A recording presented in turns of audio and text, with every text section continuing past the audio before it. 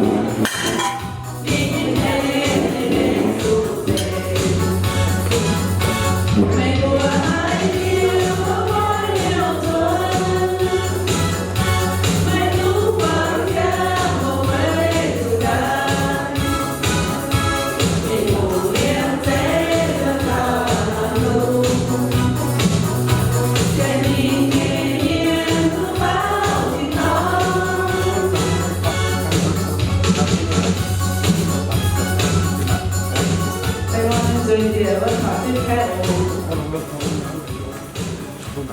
cái ngon là tôi vẫn quen cho số tự xin là xem một chương trình hồ mà là cô điểm chiếu như sự chiếu quân tình em chiếu nhiều cô quân đua chúng tôi là đồ No, we call them the W2s ready, but any other now.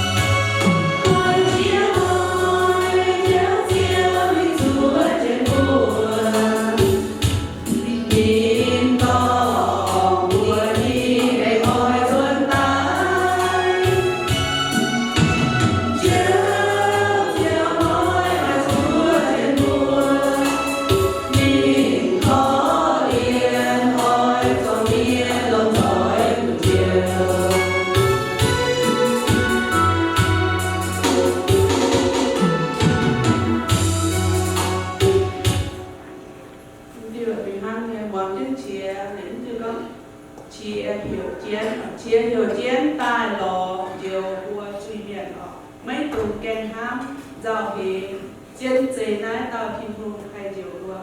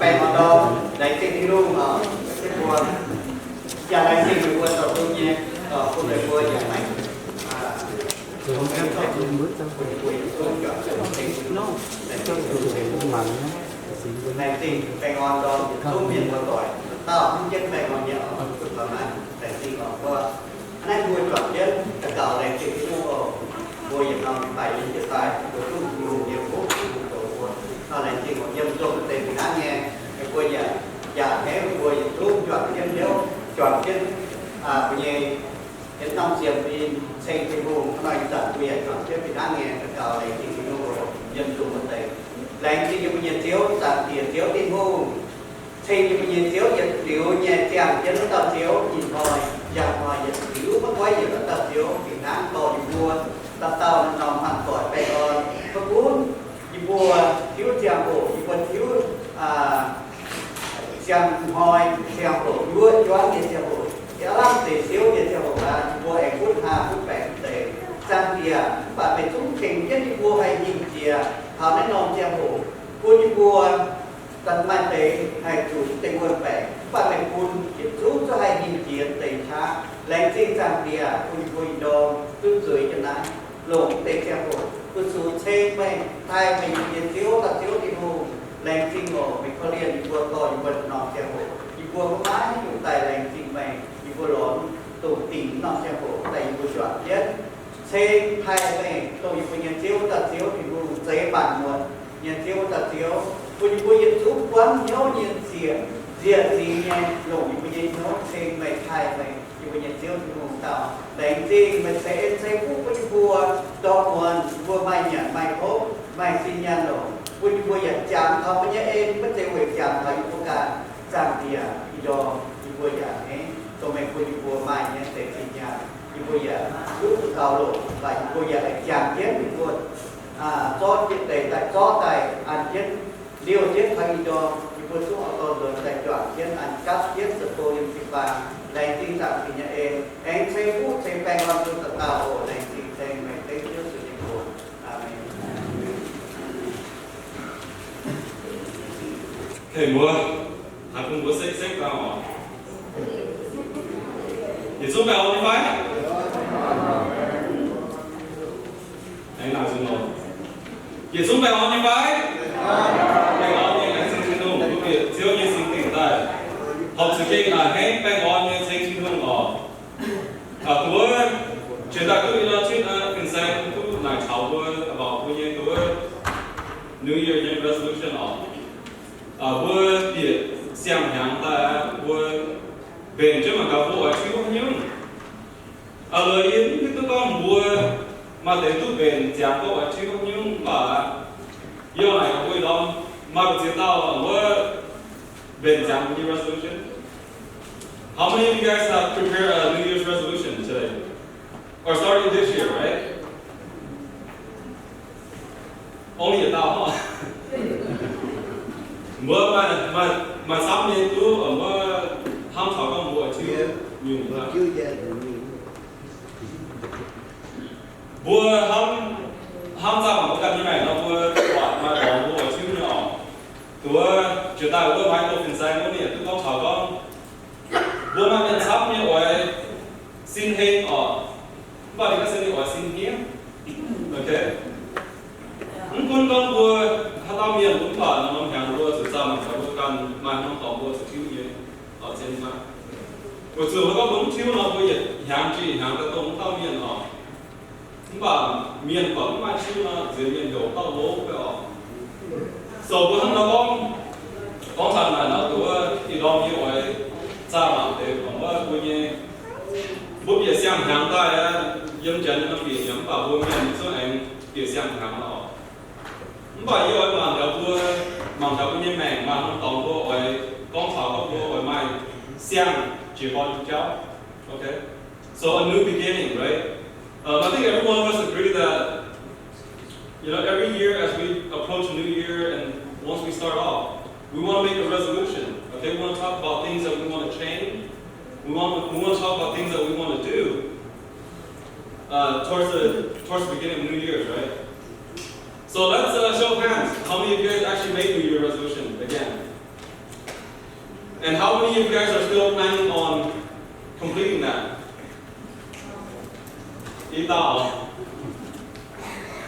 Maybe some of us doesn't want to agree to it because we start off with the New Year's resolution, right? And as we got to the end of January, maybe some of us have already stopped with that New Year's resolution, right?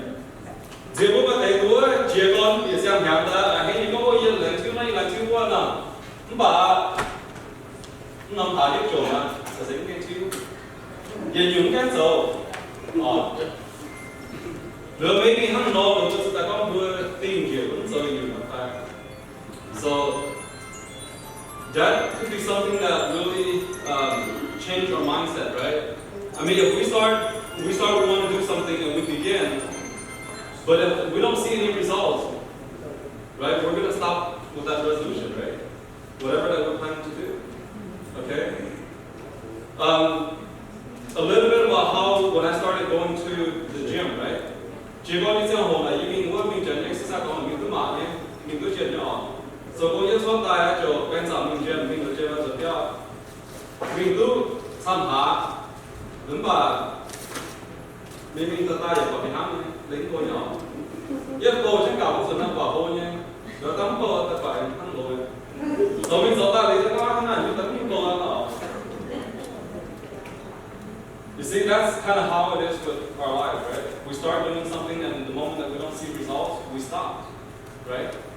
刚才我想结果别想念呢，别大我想就我能爬就能把我嘛得是神经康潮吧，你咯。因为刚才我今年当我是忙潮呢，当我这个每年生长你教你也外公不忙得潮呢。New Year's resolution 嘛，第二刚才我就做本新黑住你出差本新黑，人人情先长嘅来行，人情先呢啲，咁你做得會話炒即係會或者我明咗，咁把有乜嘢講炒講會有為做啱炒冇地動，程度本嘢靈魂嘅嚟。Okay, so it's not just about what we do physically for ourselves to get better. But yet we have to think about our spiritual being, right? When you lead one, you job, don't day, I say, don't look at you. Other, don't tell me, I have that come what John do my mean, something to go on. For those of you guys who didn't raise your hand with the resolution of your own. As we talk about our spiritual being, right? And that's something that we need to work on. 越讲到我们蛮长呢，你讲第一呢，我就多经收炒好买特高，我们就灵魂的。证明人农每年今年做少一个，讲究农今年做少一个，然后贪婪，和贪少，也冇少咗，都唔得呢，这係你公布。咁就講唔好間，不如依間開開就旁即係呢個就經數嗰條波就和 A 慳少，又和慳爛，做完又做慳少，你望少啲話。OK， 就會用一方面呢，會幫助自己用咩嘢。OK， 嘛對面啊都炒，嘛對空氣都炒。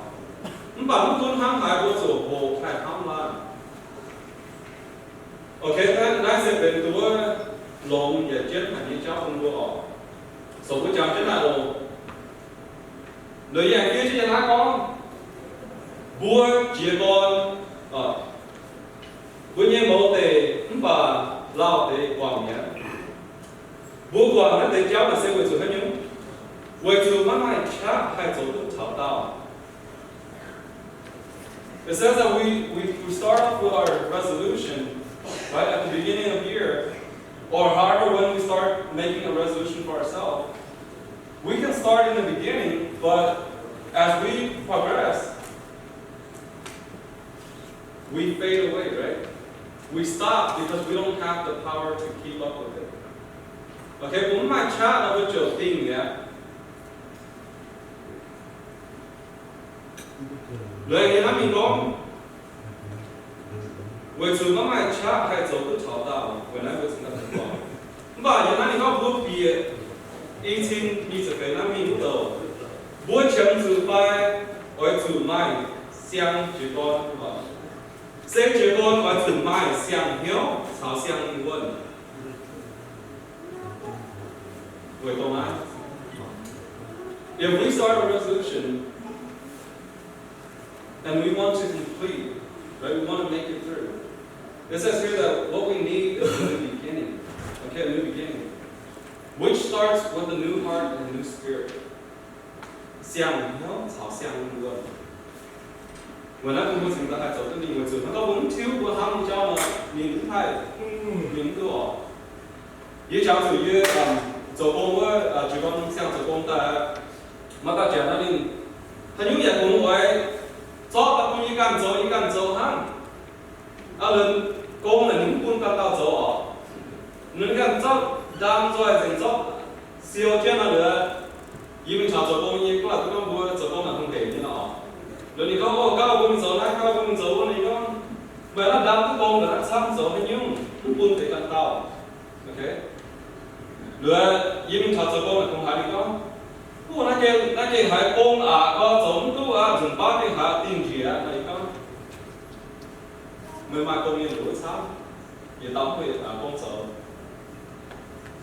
ok rồi ý có gì có tiền gì ý có hám lòng tệ công nó mà miền thay thành số nó là ý cái gì có mới sự thiếu mới hám như cháu mới lộ như không nó chỗ là giống tu lưỡi giờ nó về sự biệt xem nhàng thiếu mình như thiếu hám như cháu vừa sự giống công để vừa quân để căn tàu sự thiếu nó có muốn thiếu là như mèn người ta hăng nó siêu chứ cái này mình sao có được cái hăng nó còn thế này rồi có sự hăng nó to mà rồi có bộ chỉ muốn rồi công như mèn với giờ sự cùng ngồi cùng có thể ok hăng phải có thời gian chỉ là phóng thảo thế rồi lưỡi đó như vậy mà thảo xây dựng tôi nói is a cancel phát triển của trang như sự nhìn thằng như sự xếp này buôn mặt là trên hương với có như hòa buôn thảo sẽ thắng thảo giờ này có về nãy mấy gọi sự vua Israel Mien chiếu trên hương thắng nãy có Israel Mien Israel Mien dạy phu na yết dầu chém nãy tế sĩ sẽ mắc dạy về mấy vua sẽ về như nhiên xin dạy vua tông mấy vua mình giờ có thể vua vua đồng quân sự mai đuổi chẳng chúng ta gọi có mắc dạy về vua sẽ về xin dạy vua chỉ mình này có yết oai cứu mình yết hô hải như mình sẽ xin dạy tông yết màn vua màn miền vua đồng sự mai đuổi sẽ mấy vua yết màn vua đồng quân mai đuổi mà yết lồng mấy vua tông chiếm ninh mình gì quân xin yết sẽ xin dạy vua tràn màn vua miền chiều hiếu tu yết sẽ chiếu nãy sẽ chiếu trên hùng có như hòa xin dạy sẽ tống thể chú sẽ quỷ yếm chiếu trên hùng có yết oai yếm màn bình miền vua đồng chót mấy vua xuất tay yết ya oai yếm màn vua siêu mấy vua chún to mấy vua ruột mấy vua ca biến để cung yết oai lồng xin dạy vua phú mấy vua xá dạy mấy vua như vậy chú quỷ mấy vua yết chúng miêu phàm yết oai chót quảng yết oai sẽ sang hiếu quân mấy vua ya quân sang nguồn yết mấy vua kiểu như vậy mấy vua hiếu nghề thắng lập yết yết oai chót xuất mình anh quân mau như ngoan hòa như hiếu yết oai quân đi sinh linh yết mấy vua kiểu như vậy quân mấy vua chết như như lấy lại can lồng như như lấy vua ta cầu ô sinh của chiếu sinh hùng của hồng đi chiếu sinh hùng lãnh sinh hàng mấy chiếu quân như vua y hoài giờ cao chúng như nãy chiếu như sinh đi hỏi bằng để chiếu như hòa on chào như nhớ chiếu phải y càng xe mà trong mình như miền thô mà chiếu như sinh linh ta chính xác và chính số mình như quân như có như hòa giờ học nhưng mà chiếu như dần hiền quân như vậy xuống giờ tút chít tay giờ tút màng tút có tay yên chuyện gì nhớ on chào như vua quân như vậy chiếc tút chào chiếc nhà hám giờ hai thứ như này giờ học mình chưa dần dần giờ này có số mình chưa bị sinh linh coi vui đó khi có giờ như mình giờ xuống cùng con mình chiếu bây giờ chiếu như con giờ con chiếu như của tôi trang lạc dành vui mà chiếu như họ cho chiếu bị sinh linh coi trang như vua này sinh chiếu coi mình chiếu là cảm tính chiếu sinh linh Amen. Okay, so bữa mà thảo má rồi, kinh số con thảo hiếu, bữa con thảo hiếu là bữa thám thảo hiếu, thám rồi. Bữa con thảo con hiếu là bữa thám chân, bữa chàng thảo con nó đang chạm đây chiến nó, còn bữa đang chạm đây thảo nó đi ra hồ. Bữa con thảo hiếu là bữa thám nó thám, và bữa đi rằng kinh số con thảo giáo, bữa con thảo thám như cháu xem. Con thảo như và zero ở thì có dùng bác của con cháu hiếu bố chào cháu ham cháu có liên như cháu bà nói về xây tiền như bố giờ chỉ mai ham chừng hùng nữa mà thì có yếm tình sơ con hiếu xây công thông minh yếm như có hiếu xây công thông minh yếm như có nói mà như này đúng không hiếu là xây yếm tu can bố ham như cháu ok hắn có bữa gió miền hay bữa ham miền là yếm như hiếu suốt hắn có bữa mày hiếu có liên miền là yếm như hiếu suốt ở lời yếm này yếm là miso nó ở mình có chào bố tiếp xét sang taជួយយ៉ាងណានេះក៏មានញញញោក៏គូវ៉ៃជាមកមួយតែគេវ៉ៃហើយកោហើយយូទូណាញញោ You see, it says here that the human heart is the most deceitful of all things. So I'm very careful when I start talking about this because it's, you know, we as Christians, we're supposed to have the heart to love, okay? And every time I hear people talk about, oh, there's hatred within the Christian community, there's hatred within the non-Christian, I'm very careful with those things because God calls us to love, okay, and not to hate. But it says here that the human heart is deceitful. When you hear it, cũng hám, hám nó mà. Bà kinh sâu này có này ở thiếu, when you hear it, nó có. Okay, hắn nói sai. Phải như thế nào này, như có mà xong thì gì, lớn như thế nào vậy có mà xong thì những bài giảng á, cố chứng minh, hòa dầu chứng minh, với giá với tôi bây giờ hòa dầu chứng minh với hết thiếu, với sự vô sự bài phim với con nhiều, hắn nói sai kinh sâu có thì vô sự bài phim lòng với những cái họ, với những của ham như cháu với con như hòa con như là suốt. Thằng con muốn kêu tụi con hoài như cháu, sao lòng như cháu. There's two types of thinking that we have, right? There's negative thinking and there's positive thinking. Okay, the negative thinking is what I mentioned earlier, right? About someone who says, you know, I can't do it. Cái gì mà giống được. I'm not worthy.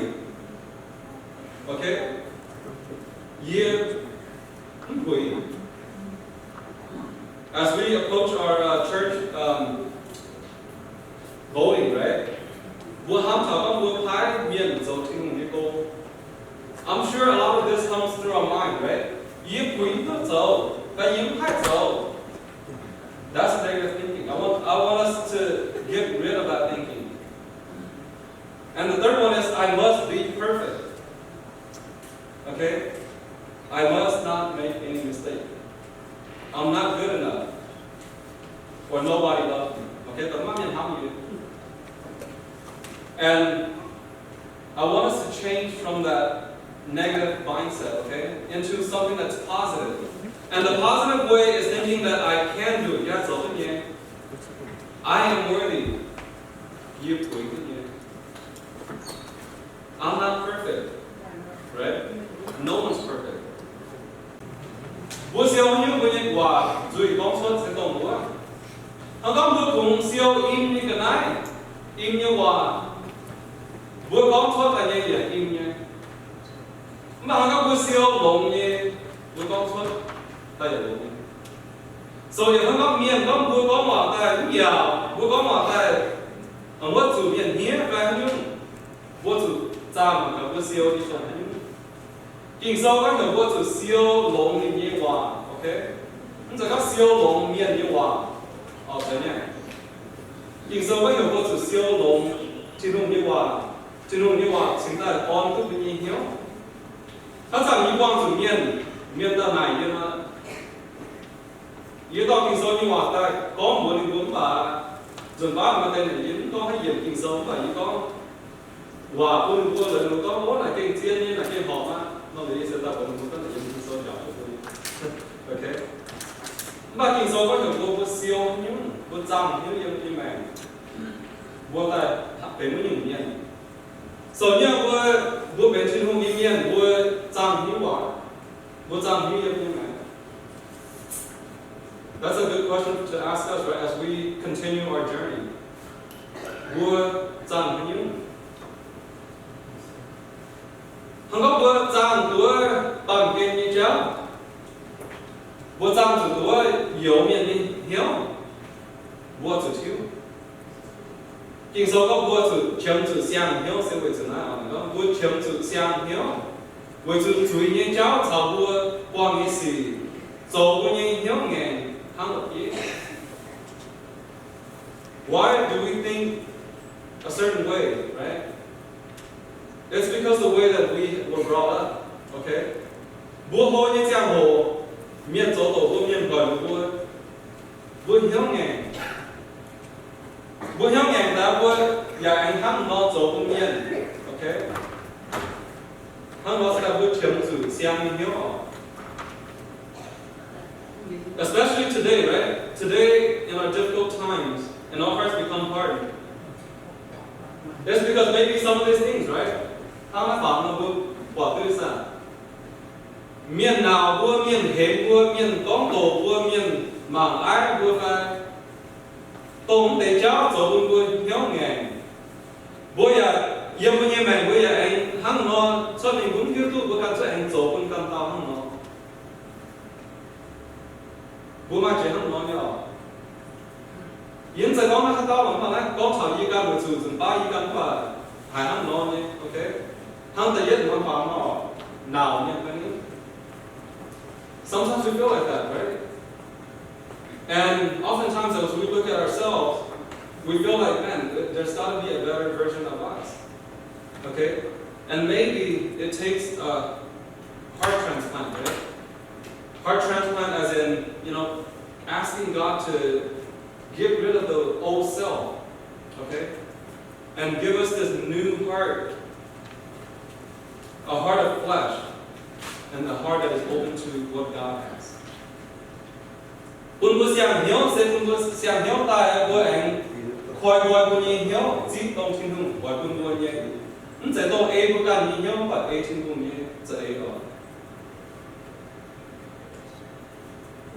Okay, xiang hiếu liu thiên hùng nhà anh ỏi quân vua mai xiang nhé sinh linh ở sinh linh tổ vua quân vua xiang nhé linh quân, okay? Với những nát trong của mình nát kinh số đó Ezekiel nát nhìn yếm pha sự biểu trang như sự thiết anh có ý hỏi quân nhé sinh linh yếm này vua kinh nhua quân này vua ấy chết yếm nhé lên là tăng lòng yếm lên. How do we change? Okay, Pastor mentioned this a couple of weeks ago when he talks about we need to change, right? We need to ask God to change us. Because we ourselves, we cannot change ourselves, okay? Because I've tried that, right? I've tried changing myself and it doesn't work. But only through the Holy Spirit that works within us that can change us. Okay, as I was talking with one of my old friends, right? We were talking about how crazy it was how we used to be, okay? Our old self was someone that doesn't listen to anyone, okay? And as we're up, we felt furious, right? We felt like we're strong. If people can't mess with us, and that if someone was to mess with us, we would fight back, okay? And that was the old self that we looked at. And I said, man, look what a long way it's been. You would look tao tao lâu tuổi là you would con mà chú thông là you would con tao con you would phải như giang hồ này hồ cho mình cái giang hồ miền núi như giang hồ này you would hiểu nhà ham cái mình ham miền là chú you would chú chú nó có miền là dấu tổ you would dấu tổ cái các cô you would mà nhung hiểu. It's kind of sad to even say, right? So there's nothing good about knowing that you're a person who fights back. It's not a good thing to brag about how strong you were, and then but the better thing to look at is how we have changed. Okay. Này sẽ chết ở tầm bữa luôn như thế hồ bữa ăn có bữa được hai như hết là những cái tầm bữa nổi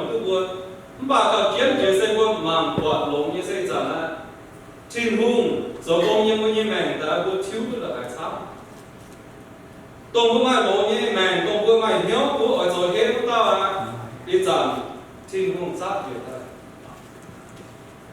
rồi thiên hùng như cô mà miên để mà thám như nhau okay that này sẽ đến thiên hùng rồi cô như mèn. When we look at that, it's nothing to brag about how strong you were or how you can intimidate people. But the good thing that we look at is that God puts a spirit in us that changes you from this heart of stone, a heart of hatred, to the heart of love. Okay, so it's not something to brag about. Okay, so có ôi như là quốc gia là cái miền nổi tức là miền bóng tức mà kiến chuyện như thế tông về quốc gia mình như hiếu nghề cái giang hồ tông về bên tao ngoài như miền cái giảm sinh hùng thiếu mà ta bên tao cũng miền sẽ tông bằng bố hai dấu tức là sẽ quay từ sinh hùng quân như sinh linh yêu một lúa yêu như hiếu quân bây giờ ai cho như vậy là gió alo yếm nát tự nhiên có linh châu sâu tự hình trang tự thiết gần đó hai tao sau khi tu cho mình giang của tao đến xiang giới ta như miên lô như nhung nhung chia giới giờ giúp bên xiang như tai á bua bên khi tu như miên sau khi tu cho mình giang khi tu có mình bua rằng sẽ bên xiang như miên nhé. I don't care how you think you came in this morning, right? But the Bible tells each individual of us that we belong to Christ. Amen. If I were you, we belong to Christ. The old is gone. And a new life has begun. I want to encourage everyone this morning that's here that, man, if you come in here feeling defeat, if you come in here feeling like, man, I'm the same person as I was, you're not. You belong to Christ. Okay? Boy yet soon, ben xiang thiên hùng or xiang thiên tử như miên. Thiên hùng tuân vô tai như tu ben xiang. And plus, how many of us want all things, right? How many of us want all things? We don't. We want to change. We want to be better, right? Ở lời hôm nay, mình có bùa má hay thiếu bùa cần. Thiếu sẽ gọi chủ yếm bùa hiếu của mình ngoài. Thiếu trên hùng lẹ́n yếm Ezekiel quân thảo bùa. Sẽ xiang mình quân, tổng thiếu như hòa, phía trên yếm bùa hiếu. Thảo thiếu như sinh linh nhiệt lưu thảo bùa tổng yếm. This is what God is telling us this morning, right? That we cannot change on our own.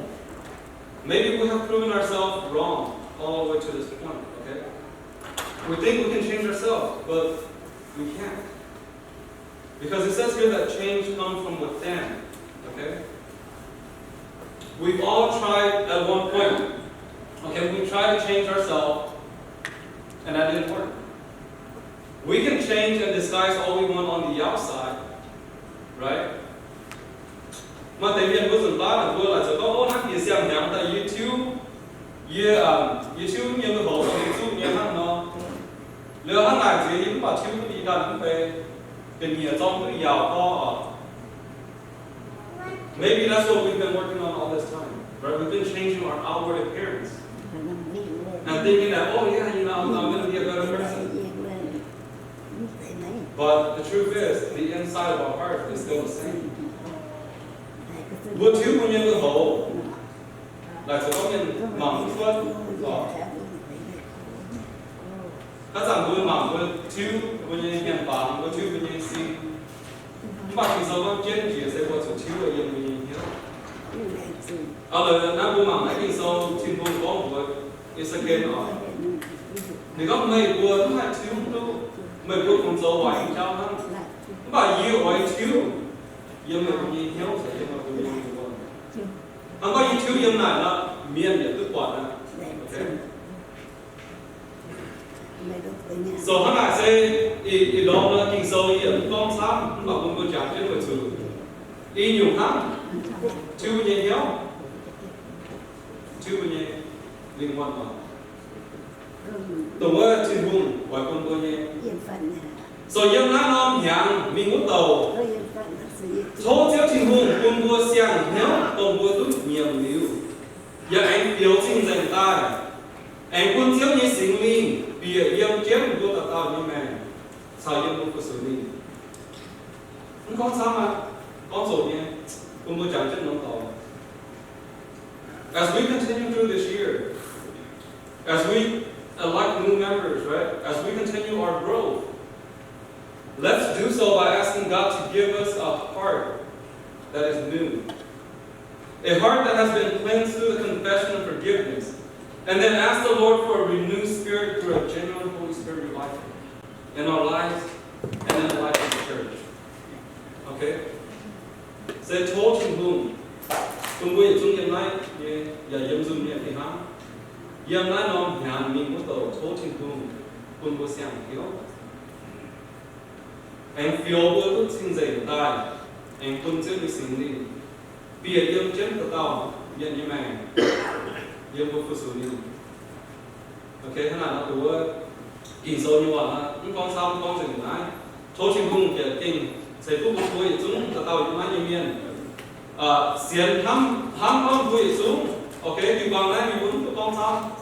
Nó bảo cứu bằng như tiền xe, cứu bằng như miền cổ quan, cứu bằng như vui xuống sao như, được con muốn tung là thuốc, vui xuống tạo sẽ chiến như, vô mà hay nhung, vui ở tổng thiếu như, rồi chứ con mình, thôi chứ không sẽ phúc vui xuống họ, anh lại cứu sâu như vậy, đó sẽ con sao cả con rồi như thôi chứ không sẽ phúc vui xuống họ.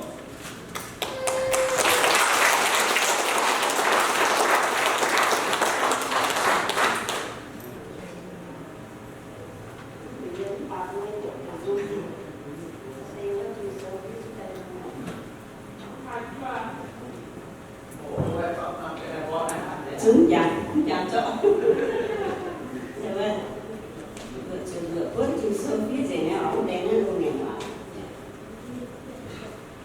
này chúng tôi có cái người chúng tôi làm nhỏ chúng phải ăn chúng thì lại thì anh xem là nó sao sao thì hồ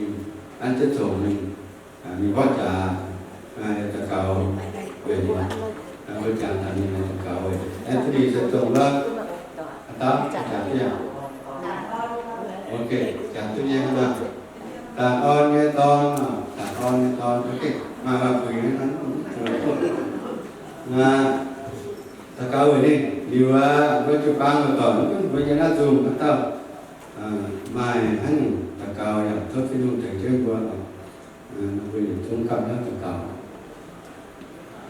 càng tiền thiếu những cái tiền hùng tung hám đi vui là coi như cái thiếu tân tật thì chỗ hiện tại cũng tung yêu những tiền hùng có tiền thiếu và tao chỉ vừa tưởng thảo nó được bài tài vừa anh thấy đi ai chút tiền nhiều của giảm thành hai thiếu tiền hùng mình coi có tiền thiếu tiền hùng như đây là khi mình thiếu tiền hùng quân nếu mà tao tung như miền cái tiền hùng bao nhà mà ở đây liền chế ai tuần nào đi là 300 tu tận tài sản chân điện nam như gì khoảng quyết định tài như trang hồ thì là kinh chắc tốt đồ mà nó là gì là thiếu như em vừa điện như gì nhân tỏi là thành chân làm và chỉ thiếu như em nhà liền chế là khi mà thiếu tiền hùng cũng là cao pin nhiều thì anh chị con là than cái mà em phúc viện mình anh kinh đồ mà nói đi ảnh con tụi tổ nhà một tầng con thảo sang chỉ con tài mà tôi chưa thì dùng thành chức như vui chúng về vui nhớ tài tận tận sang như thì con mà thiếu thì dùng tài thảo tận như vui à điều lệ chẳng như vui nhớ như có mắt đỏ chủ vài lời như hồ có thiếu ấy với chọn chết thế thiếu tài thiếu thảo cả hai như bộ rồi mình tỏ hạt tôi chết thì dùng kêu cười vui chúng tận tàu tình chế dân với cả thắm tàu to nát Anthony mình còn bèn thì là viên đồn nguyên thì là dương chủ đề cái tòng thì này mà tòng cam gì á thảo tòng bèn cái cháu thì tòng bèn tí như tòng tôi sẽ tìm luôn khởi liền tôi chế được với chúng tòng bèn mình khởi liền thì mình thảo cũng tồn với đi lên tòa khởi liền như tòa để tôi được bây giờ thì nhớ làm phải làm còn nhớ làm tôi trên tôi nhìn vừa chúng ta phải mà sẽ tìm một chút bên trong bài biểu thông là khi mà con hắn ta nhìn vào tỏi mày thì làm mày còn nhớ mày còn giàu mày còn chủ nhân gì tôi chưa tìm được một cảm biệt của chúng tự tạo ở chưa vừa hay bóng tiền tự tạo để cháu và tiêu vì tôi dạy tiêu mà chúng ta đạt ở về chúng có tiêu với chọn trước của chúng tiêu thì mình tập xếp mình xã hội và chúng mình tỏ mà chúng xếp thì mình phải tự tạo tận yêu tạo được bài nói tạo trí với anh chúng ta được bài ta chọn trước của chúng mình xếp thì mình đồ anh xin và ngay tạo tạo trong xã hội đấy chúng ta làm chú sự chuyên đề